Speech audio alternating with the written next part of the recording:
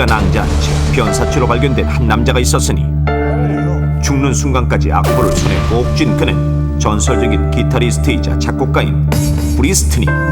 과연 당대 최고 뮤지션이었던 그가 이토록 허망한 죽음을 맞이한 까닭은 무엇일까요?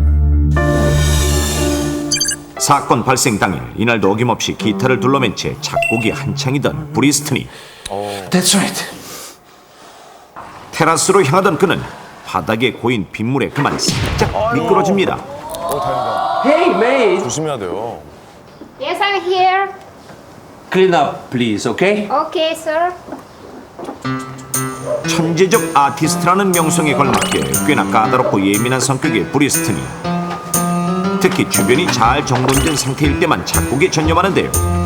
때문에 파리가 미끄러질 정도로 온 집안이 반짝입니다. 오늘따라 머릿속에서 솔솔 흘러나오는 멜로디, 받아 적는 손 또한 연신 분주하고, 역시나 저명한 작곡가답게 삽시간에 뚝딱 연주곡 하나를 만들어 나갑니다. 그런데 바로 이때 Oh no. What's going on today? 브리스트니는 작곡을 할 때는 물론 항상 분신처럼 이 연필을 지니고 다니는데, 심지어 마돈나라는 애칭까지 지어 부를 만큼 그에겐 특별한 존재입니다. Oh, my lovely Madonna. Let's make it together. 부러진 마돈나를 정성스럽게 잘 깎은 뒤 다시 막바지 작업에 박차를 가하는 브리스트니. 곡을 빨리 완성해서 연주해보고 싶다는 욕심에 시간 가는 줄도 모르는데, 그러나 그때 Oh no, it's raining. 마지막 음표를 그려넣기가 무섭게 악보위로 떨어지는 빗방울. 행여 악보가 지워지진 않을까 황급히 비를 피한 브리스트니. Where is my Madonna? Ah, over there. 그러나 결국 브리스티는 그 곡을 미완으로 남기게 됩니다. 2007년 여름 경기도에 위치한 한 수영장. 체중 감량을 위해 수영을 시작한 신혜와 승희. 야, 당신애. 그만 먹고 빨리 좀 입지. 다 갈아입었어. 그만 좀 속으셔. 친구의 성화에 못 이겨 수영복으로 갈아입는 신혜. 당신애, 수영모 안 써? 야, 2등치에 수영모까지 써봐라. 완전 달덩이 된다 너. 이따 가서 누가 뭐라 하면 쓰면 되지 뭐. 뜨니야 머리끈 있어? 응, 나도 풀고 왔잖아. 결국 신혜는 임시방편으로 긴 머리를 대충 말아 올린 뒤 젓가락을 꾹 찔러 고정시키고 탈의실을 나서는데,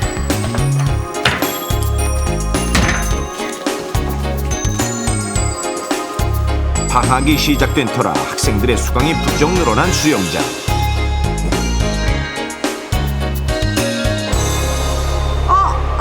무슨 냄새야? 바다 청소라도 했나? 바로 그때 미끄러운 바닥에 넘어지고 마는 신혜. 아, 왜 이렇게 미끄러?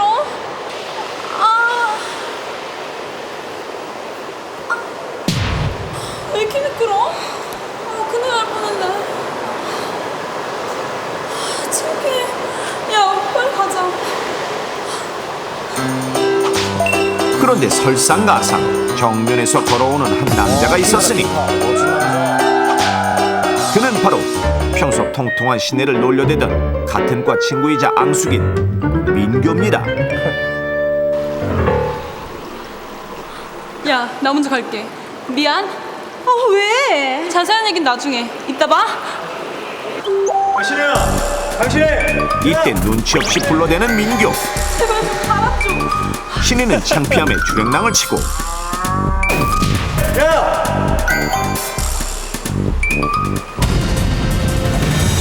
결국 수영장에서 만난 친구를 피해 앞뒤 안 보고 달아나던 신혜는 치명적인 상처를 입게 됩니다. 또 넘어졌어요? 평소와 다를 바 없는 평범한 하루를 보내던 이들. 그러나 우리가 너무나 익숙하게 봐온 이것으로 인해 심지어 죽음에까지 이르는데, 자, 그렇다면 이들을 죽고 다치게 한 공통적인 이유인 이것은 과연 무엇일까요? 자, 두 주인공을 도움을 받는데요. 한 명은 갑작스럽게 죽었고요. 한 명은 심하게 다쳤습니다. 공통된 원인은 무엇일까요? 자, 여러분들 이런 경우가 가끔가다 있으실 거예요. 이렇게 청소를 아까 하셨잖아요. 근데 이제 유리창 청소까지 하신 거죠. 유리창에 보면은 가끔가다 너무 청소를 잘 해놓으셔서 앞에 아무것도 없을 것 같다는 생각이 들 정도의 유리들이 정말 많아요. 야, 답인 것 같다. 이거. 그죠? 답인 것 같다. 아, 그 나가면 어떻게 됩니까? 그 유리가 부서지면서 온몸에 이제 뭐 유리나 뭐 이런 게 박히고 상처가 나고 그리고 목숨까지 심지어 일 수 있을 정도로 굉장히 심각한 상태가 되시다는 거죠. MC 다와요. 네. 맞을 것 같아. 이런 경험이 있어. 그럼 영화에 보면 이렇게 되잖아요. 가면 보통 띵 이렇게 되잖아요. 근데 그게 영화니까 그게 띵 이렇게 되는 거지 이게 깨졌다 싶으면 이건 정말 큰일 나는 거거든요. 여러분들 정말 조심하셔야 됩니다. 자, 그래서 바로 정답은 맞아. 앞에 유리가 있는 줄 모르고 그 문을 통과하려고 했다. 정답 가시죠.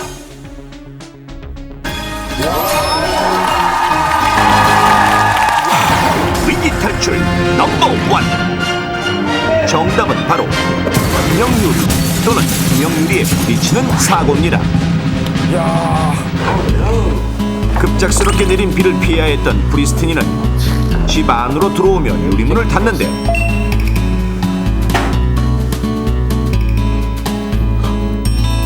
Where is my Madonna? 그러나 불과 몇 초 전 상황을 까맣게 잊은 채 다시 돌아서던 그는 결국 커다란 유리문에 부딪히게 되고 산산조각난 유리문의 파편이 목을 관통하면서 결국 죽음에 이르게 된 것. 또한 수영장에서 앙숙인 친구를 만난 신혜 역시 야, 나 먼저 갈게. 서둘러 자리를 피하다 그만 유리문과 충돌하고 평생 지워질 수 없는 치명적 상처를 입은 것. 사물을 돋보이게 하고 또 보다 넓어 보이는 효과를 줘 현대 건축물에서 빼놓고 얘기할 수 없는 유리. 이러한 유리는 우리의 생활 곳곳에서 흔히 볼 수 있고 또 다양한 장소에서 제 몫을 다하고 있는데 간혹 우리가 유리로 만들어진 문을 구분하지 못해 위험한 순간에 놓이게 되는 까닭은 바로 유리의 투명도 때문입니다. 기술의 발달로 본래 푸른빛이 도는 일반 유리에서 철 성분을 빼내 보다 맑고 투명한 유리를 생산할 수 있게 됐고 실제 사람들도 순백색의 투명 유리를 선호하면서 지난해 발생한 유리문 사고만 해도 무려 300건에 달할 정도로 매해 증가하는 추세입니다. 그렇다면 사람들은 투명 유리를 얼마나 잘 구별할 수 있을까요? 넘버원이 찾아간 곳은 사람들이 많이 모이는 서울의 한 공원. 제작진은 보통의 성인 남자 키를 웃도는 2장의 유리를 준비했습니다. 하나 사실 한 장은 그냥 창틀입니다. 실험 규칙은 간단합니다. 유리와 5m 거리를 두고 선 상태에서 실험 전 안대로 눈을 가리고 있다가 시작 신호와 함께 안대를 벗은 뒤 유리라고 판단되는 손에 깃발을 드는 것. 자, 먼저 첫 번째 참가자입니다. 참가자의 눈을 가린 상태에서 한 번 더 유리판의 위치를 바꿨습니다. 어느 쪽이 유리일까요? 시청자 여러분도 함께 맞춰보십시오. 시작 신호와 함께 오른손을 번쩍 드는 참가자. 미심쩍어하는 참가자와 함께 가까이 가서 확인해보는데요. 실패.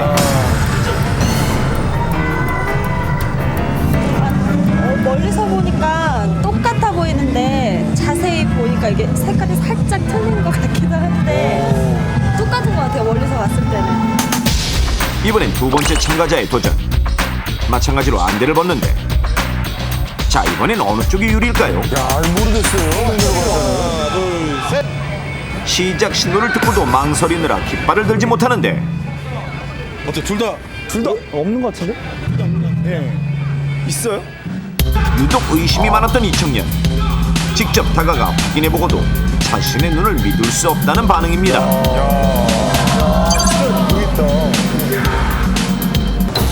나이 지긋한 어르신부터 회사원, 대학생, 청소년, 그리고 초등학교 어린이까지 다양한 참여가 있었는데요. 잘 안 보여요. 둘 다 있는 줄 알았는데 여기만 있어요.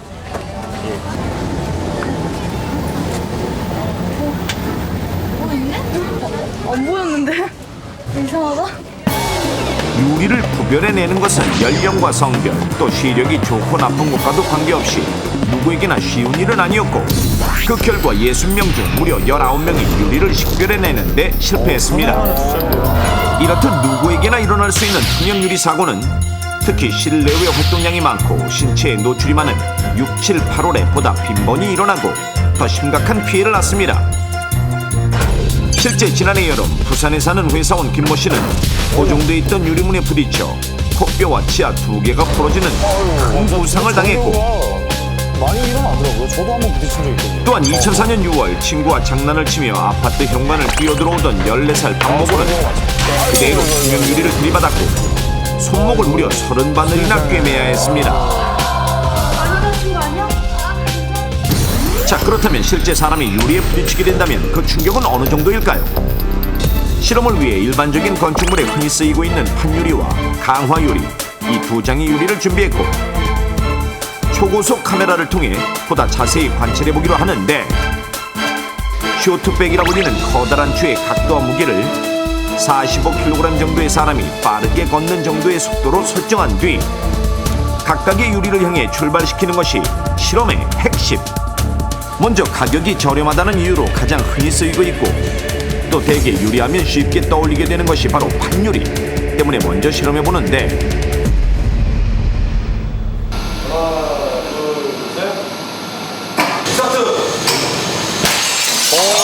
쇼트백이 판유리를 가격하는 순간 한 번에 산산조각 나는 판유리. 날카롭게 선 유리 조각, 정말 오싹합니다.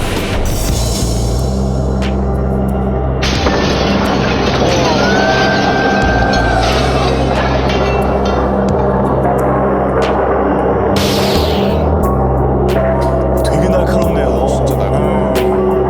흉기 같아요. 무서워요.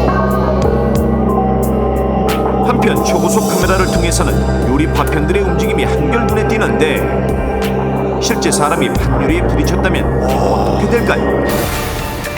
크고 날카로운 판유리 파편들은 살인 무기가 될 수도 있다는 사실. 판유리와 부딪히게 될 경우 유리 파편으로 인한 2차 상해가 흔히 발생합니다.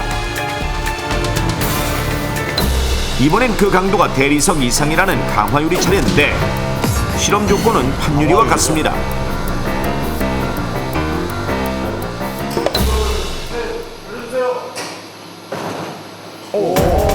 보셨습니까?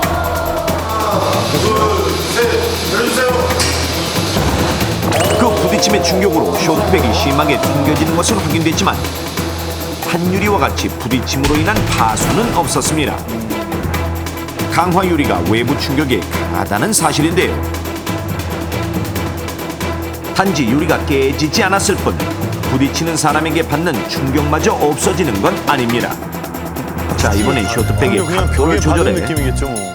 45kg의 사람이 달리는 속도로 강화유리에 부딪혔을 때의 상황을 만든 뒤 쇼트백을 가격해보는데, 과연 결과는 어떨까요?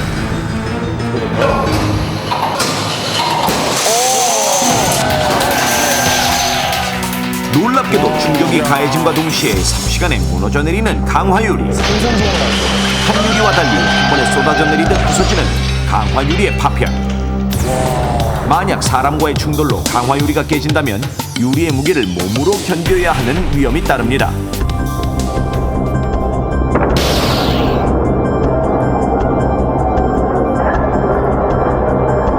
부딪힘과 동시에 날카롭고 큰 파편으로 쉽게 부서지는 판유리.